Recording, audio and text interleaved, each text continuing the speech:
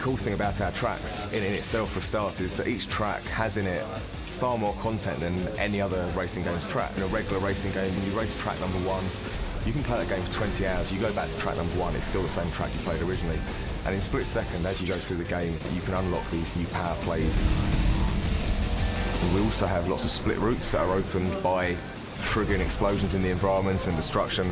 So in that respect, it's a little bit like, say, what you get in a platformer or an action game, being encouraged to revisit areas from earlier in the game and finding the new content. As you're going around the lap, different things are happening to you. The designers are introducing different features. Each lap isn't the same, each lap changes. I decided to kind of think a bit more out of the box and think about some environments that could really offer up truly spectacular moments rather than just the average stuff that you see in most games.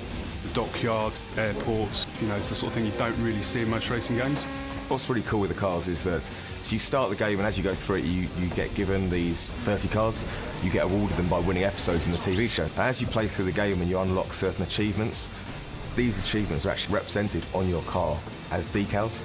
So when you're racing online, you see some guy and his car's covered in stickers, you know he's an expert and be careful. And if it's a slightly, emptier car, they're pretty new to the game.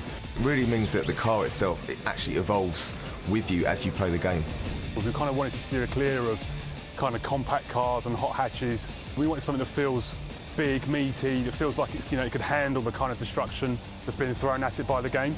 On top of that, we also wanted to kind of design them from the ground up, as it's a TV show. So essentially the TV company have created these vehicles, and they've also designed the vehicles so that they're as spectacular as they possibly can be when they crash or when they get hit by a building or by a ship or other vehicles.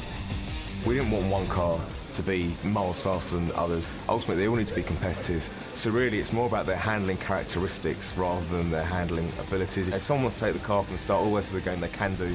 And like I say, because the stickers on the car are evolving with you and the bodywork, it'll show that you've invested more time with that car than someone who's just played through to get all the cars individually. It's a real, personalised experience.